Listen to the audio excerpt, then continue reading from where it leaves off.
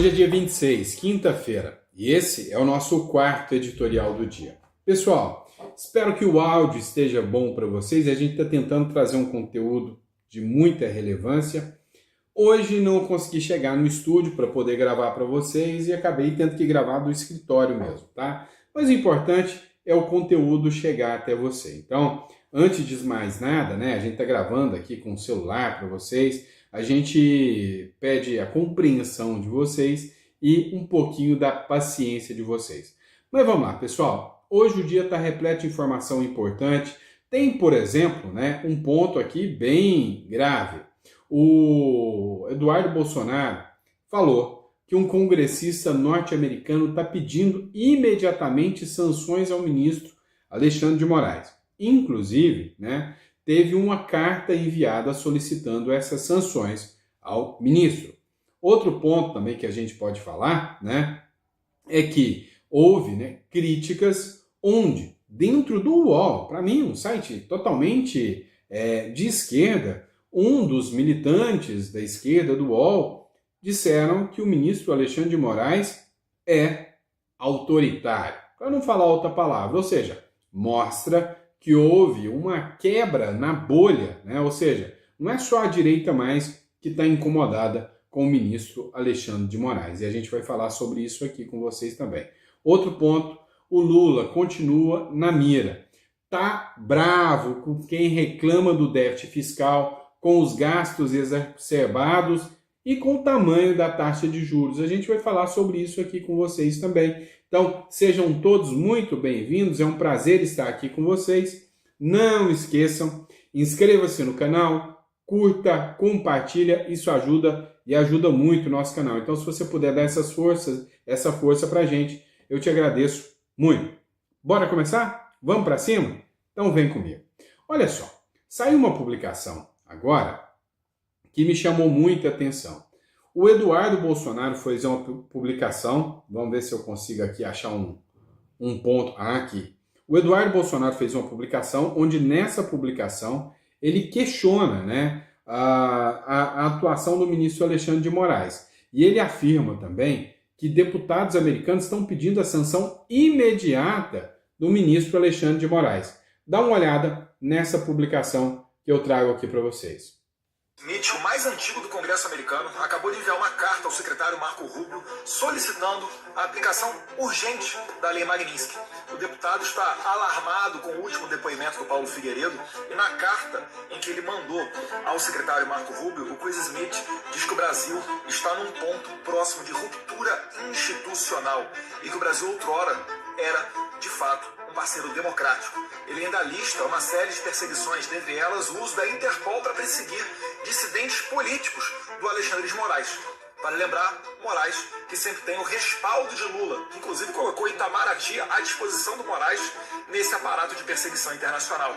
A coisa está ficando cada vez mais séria e a gente realmente aguarda uma sanção rápida do governo norte-americano, não somente, que já seria suficiente, para resguardar a questão de direitos humanos no Brasil, mas também para proteger o próprio Estados Unidos, que tem sido palco para essas ações do Moraes, que não se resumem apenas a cercear as plataformas como a Rumble, a Truth Social, dentre outras, né? Não apenas a censurar empresas americanas, mas também perseguir cidadãos americanos e pessoas que estão dentro do solo dos Estados Unidos. Deus quiser, a gente está muito próximo de colocar um freio no maior ditador que a minha geração já viu. Do Chris Smith, o mais...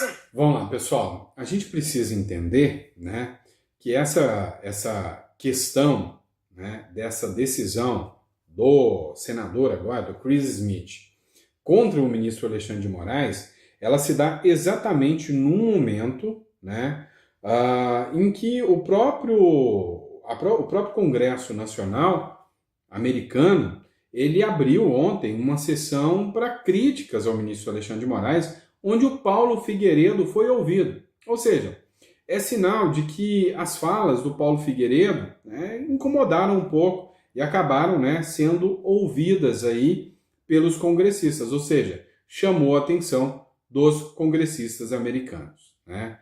Vamos lá, pessoal. Outro ponto que a gente vai falar com vocês agora do nível que o Brasil está chegando também, né? Literalmente, o Brasil quebrou. Olha essa matéria aqui da Folha de São Paulo, que diz o seguinte: aviões da FAB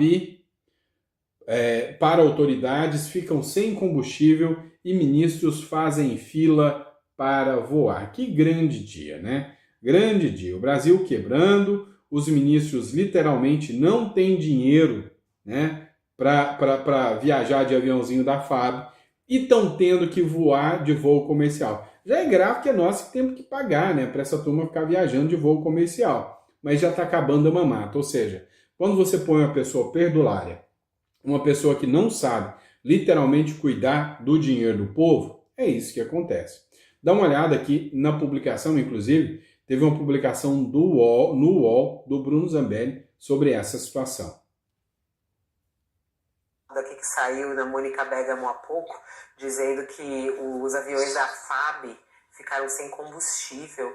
A gente vai no intervalo, para quem está conosco na TV, a gente vai contar essa história aqui no YouTube, no canal Até ela tá do rindo. YouTube. Vai para lá que você consegue continuar ao vivo conosco. Olha só essa história aqui, ó. Acabou de sair na nossa rainha, Mônica Bergamo. Aliás, a Mônica Bergamo mandou um beijo para nossa audiência. Ela não pôde estar conosco hoje aqui, mas ela mandou um beijo para nossa audiência, que a gente está sempre conectadinhos aqui com ela. Bom, ela acabou de trazer essa notícia dizendo que aviões da FAB para autoridades ficam sem combustível e ministros fazem fila para voar. É a crise chegando nas Forças Armadas. A penúria das Forças Armadas em 2025 já está obrigando ministros do governo Lula a encararem a dura realidade da fila dos aeroportos brasileiros. É que sem dinheiro a FAB não está conseguindo abastecer a frota de 10 jatos que são utilizados por autoridades para viajar pelo país. Falta verba para manutenção também dos aviões da FAB. Olha essa notícia que está na página do UOL neste momento, também no jornal Folha de São Paulo, da coluna da Mônica Bergamo, falando sobre a crise financeira nas Forças Armadas, atingindo os aviões da FAB e atingindo assim as autoridades brasileiras que têm que ir para os aeroportos para pegar voo comum. A coluna da Mônica apurou que, do total de aviões, apenas 3 estão voando neste momento o tempo inteiro.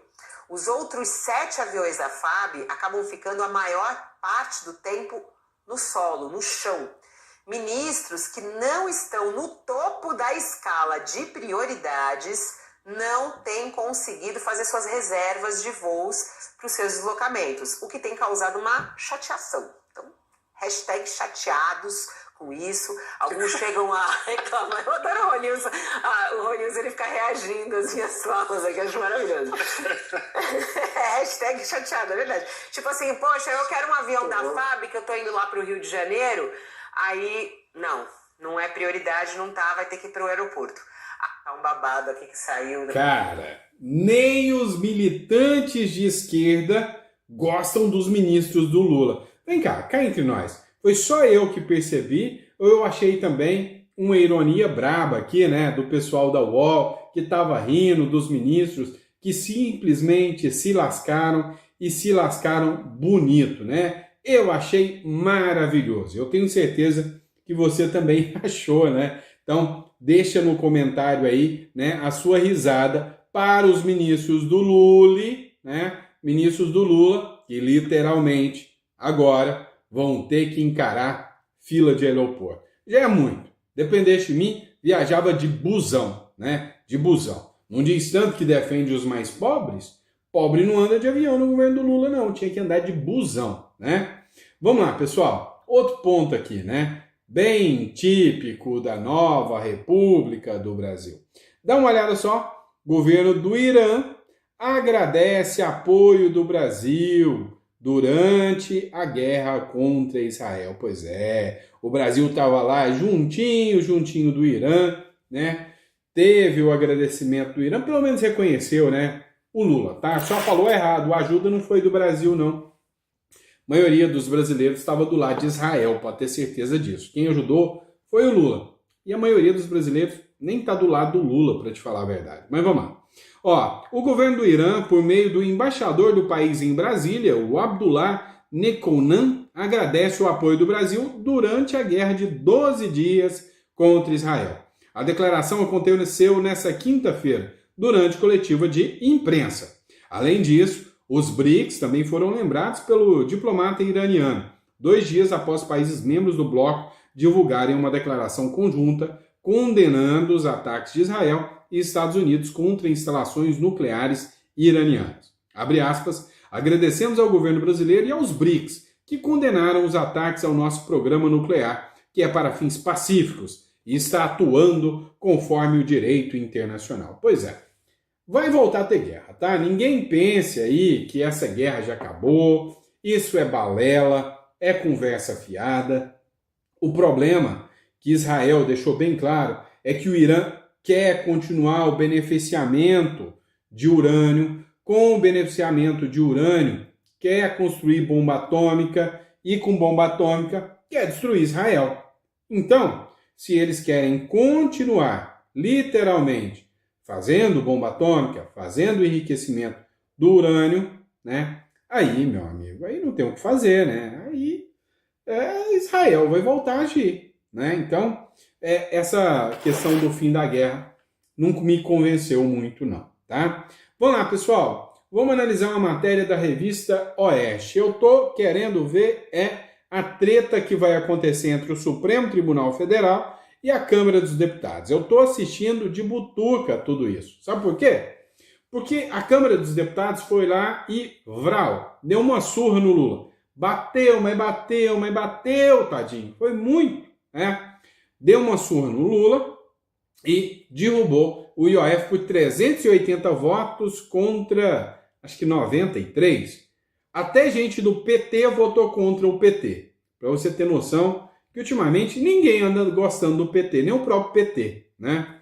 Olha só, durante entrevista à CNN Brasil, nessa quinta-feira, o ministro Gilmar Mendes, do Supremo Tribunal Federal, disse ver, abre aspas, precedentes, fecha aspas, para a judicialização da questão que envolve o IOF. Vai caçar briga com a Câmara, hein? Vai humilhar a Câmara dos Deputados mais uma vez, hein? E a Câmara dos Deputados vai ficar calada mais uma vez, hein? Será? Na noite de ontem, o Congresso Nacional derrubou o decreto do governo Lula que aumentava o imposto. Por isso, integrantes do Executivo, entre eles Fernando Haddad, passaram a considerar um apelo ao STF. Vem cá, se realmente isso acontecer, né? Literalmente, se acontecer um avanço contra o Congresso no STF, pode baixar as portas, pode fechar o Congresso, que ele não tem serventia não, entrega tudo para o STF, tá? Deixa que o STF, a gente vai ter três poderes, o S, o T e o F, né? 3 poderes independentes entre si, nem isso, né? Ah, gente, aí é brincadeira, né? Vamos lá, outra questão aqui. Deltan Dallagnol tá todo feliz hoje, né? Saiu um vídeo onde os comentaristas do UOL, onde os militantes do UOL falaram uma coisinha aqui sobre um certo ministro do Supremo Tribunal Federal. Será que foi elogio? Porque o pessoal do UOL é militante pra caramba de esquerda. Tudo que o Alexandre de Moraes faz, para eles, é perfeito, é impecável, é inquestionável. Será que dessa vez foi assim também? Dá uma olhada nesse vídeo aqui com o Deltan Dallagnol. Acompanha comigo. Vamos lá? Senta na sua cadeira para assistir isso aqui que é imperdível. O UOL, que é o portal mais esquerdista do Brasil, chamou Moraes de... rufem os tambores, de... ditador. Como é que você analisa essa decisão do Alexandre de Moraes? Foi um erro na sua análise ou não? Ele tem uma razão de proibir filmagens e a gravação da avaliação. Eu acho que definir com 3 palavras. Primeira, censura. Segunda, ilegalidade. Terceira, incoerência. Ou seja, ele transforma o processo em secreto. Não é só secreto para as partes interessadas. Isso é absurdo, é censura, é ilegalidade. As pessoas não têm mais direito a saber das divergências e como irão se comportar aqueles que são colocados em confronto. Gente, é simplesmente um absurdo que a gente tenha que ficar o dia inteiro falando isso aqui, que o processo é público, que os atos do Estado devem ter transparência, que a sociedade é interessada em saber o que acontece lá dentro. E a situação fica ainda pior quando a gente lembra desse encontro aqui, ó. Lembra desse encontro aqui, ó? Em que o ministro Barroso falou pro Pedro Vaca, que veio pro Brasil a partir da OEA investigar a censura no Brasil. E aí, o Barroso disse que lá no STF tudo é feito com a mais absoluta transparência, quando na verdade é o contrário. Agora, olha o que o jurista Mayorvik ele falou sobre o que explica as ações de Moraes. Não dá para explicar, a não ser aí, levando para o campo da censura, para o campo da ilegalidade, o ato do Moraes. É simplesmente absurdo. Absurdo. É ato de cabeça de ditador. Prestou atenção? Ato de cabeça de ditador. Gente, ato de cabeça de ditador. Eu nunca imaginei que eu ia ver isso no UOL, gente. E aí, é claro, a Fabiola aí, ela tem que ter ficado muda depois dessa, gente, sem palavras. Mas a gente entende, né? Não é mesmo todo dia que se falam tantas verdades assim lá na redação do UOL. E agora eu quero ver a sua opinião. Me conta nos comentários o que você achou desse verdadeiro massacre. Senta na sua cadeira para assistir isso. Pois é, pessoal. Ultimamente, cá entre nós, não está muito boa a situação do ministro Alexandre de Moraes. Ou seja, o que a gente tem em vista aqui, né, é que furaram uma bolha. Literalmente furaram a bolha, né? Ou seja, hoje não é só a direita que vem questionando mais os atos e as ações do ministro Alexandre de Moraes. Até a esquerda está questionando, até pessoas, né, do campo do centro, da esquerda, vêm com muitas críticas, né? Inclusive, esse assunto aqui também foi tema de discussão e mais discussão. Matéria do Metrópolis. Pois é, pessoal, com Nunes Marques, o STF tem 8-3 pela responsabilização das redes sociais. Faz cara de surpresa? Ó, mentira, né? Todo mundo já sabia que isso ia acontecer. Previsíveis demais.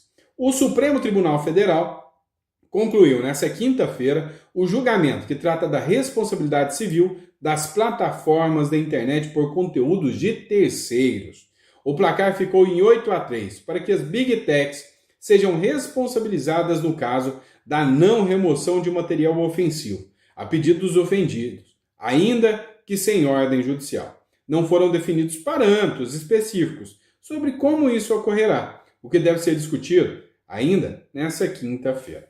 Se a gente observar bem o que aconteceu, né, o que é um absurdo, né, a gente vai observar que teve ontem uma reunião, eles suspenderam a audiência, tiveram uma reunião para pressionar, para nenhum ministro, como por exemplo o Nunes Marques, fazer vista do processo, para ser julgado logo.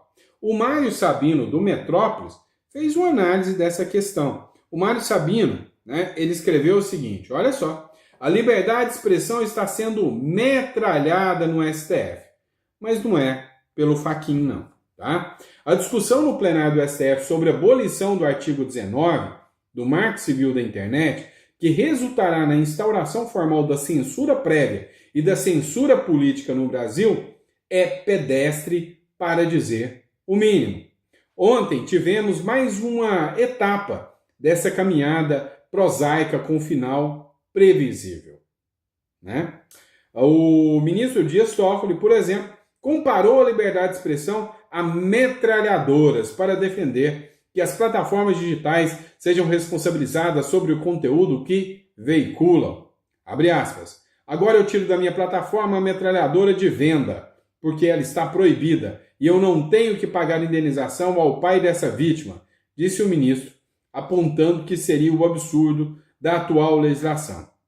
E espero, sinceramente, que essa metáfora não lhe tenha tomado por muito tempo a reflexão.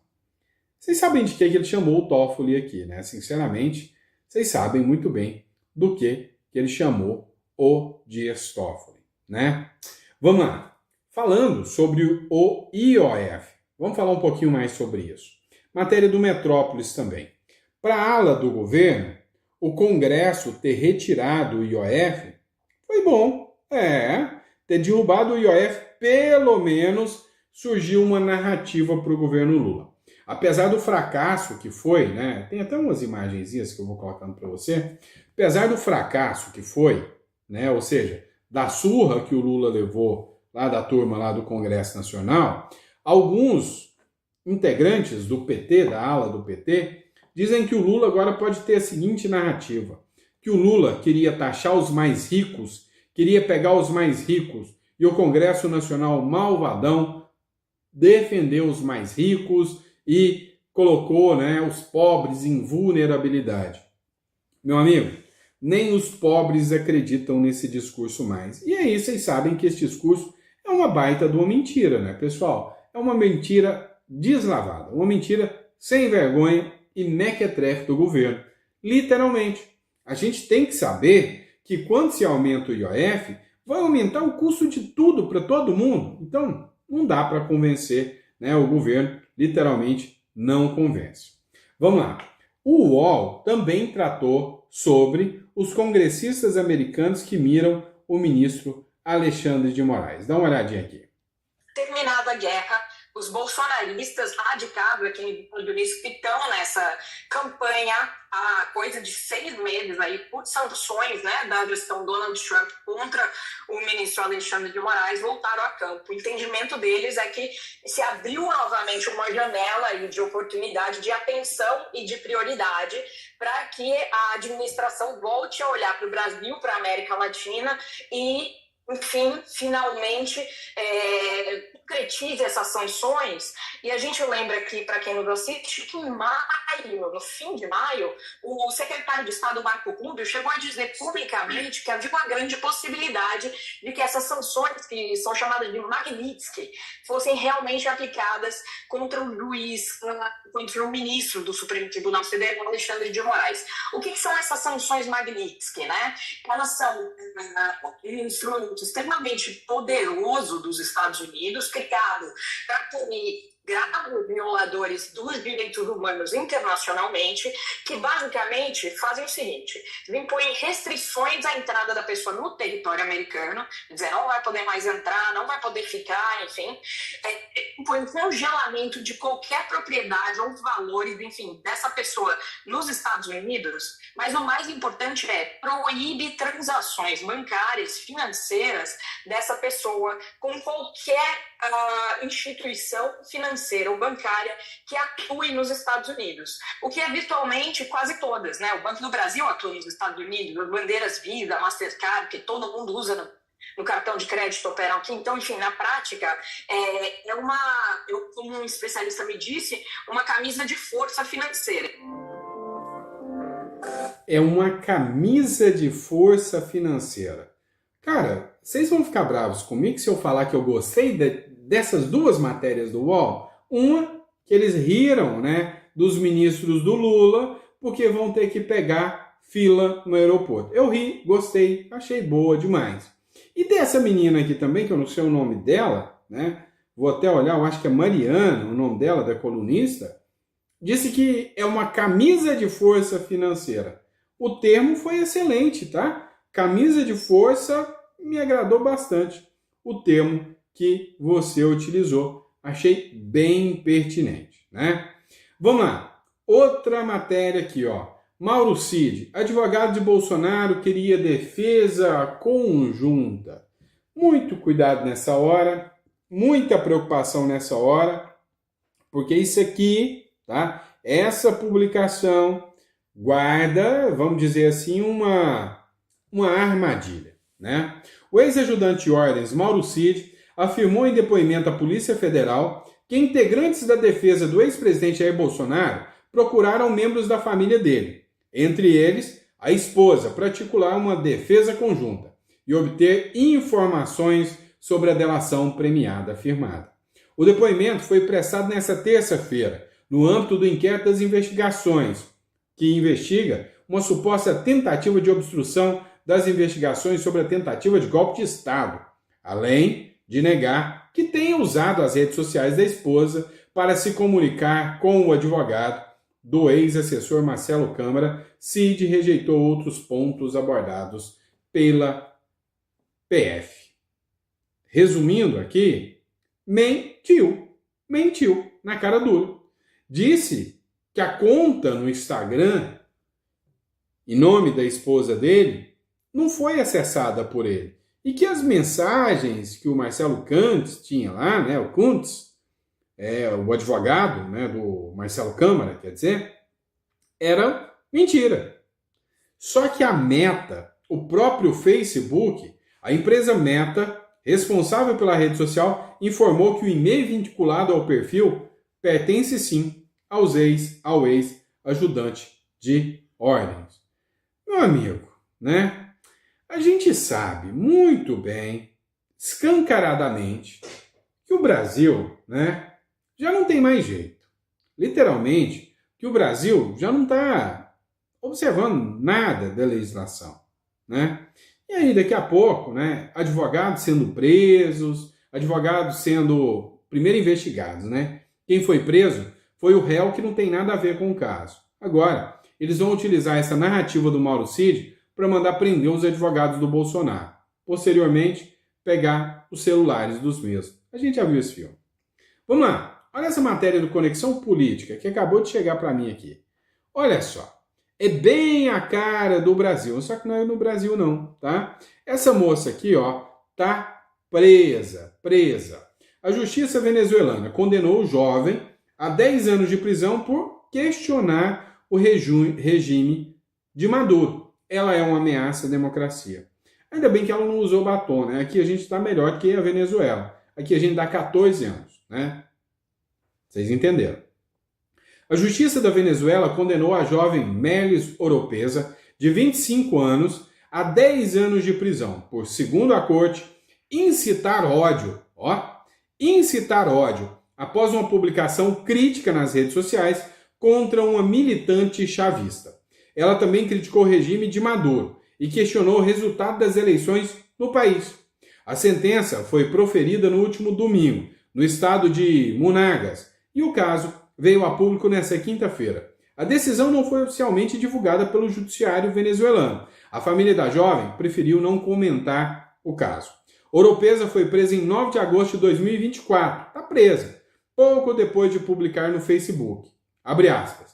Que ruim que uma pessoa dependa de uma bolsa, referindo-se ao programa de alimentos subsidiado pelo governo de Nicolás Maduro. A mensagem foi direcionada à chefe de rua, responsável pela distribuição dos alimentos em sua comunidade, que denunciou a jovem às autoridades.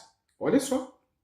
Ela reclamou o Bolsa Família deles. É uma bolsa que o governo dá para a gente ainda manter-se do lado do ditador Nicolás Maduro. A condenação ocorreu no contexto da Lei contra o Ódio, aprovada em 2017 pela Assembleia Nacional Constituinte, controlada pelo chavismo e denunciada por organizações de direitos humanos como instrumento de repressão à dissidência. Não, mas é só impressão.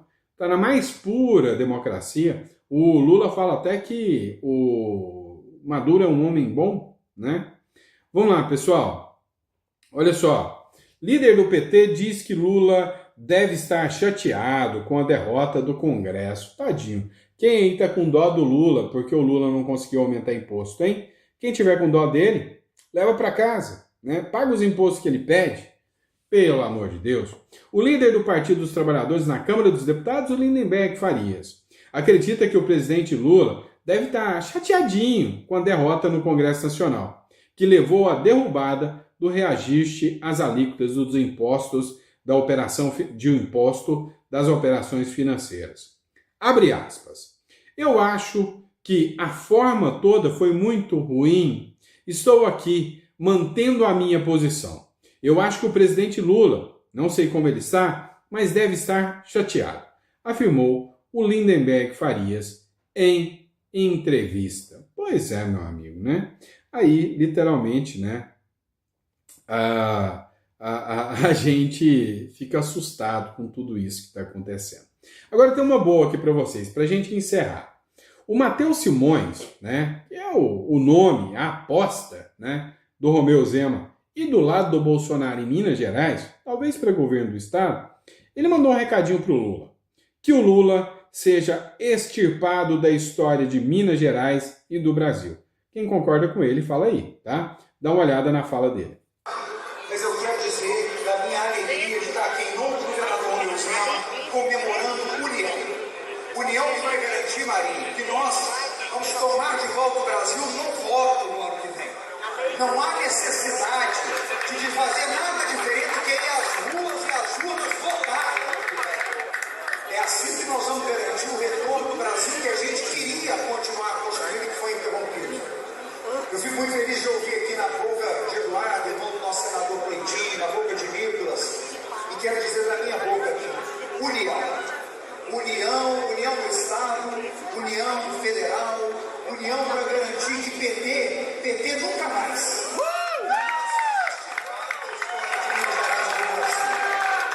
Queria dizer, presidente Bolsonaro, tanto o senhor desde manhã quando o senhor chegou, fico comovido por ver como é que o senhor vem a Belo Horizonte, uma semana que o senhor devia estar em casa descansando. Perguntei a ele, Michele está achando o que disso? Está me xingando,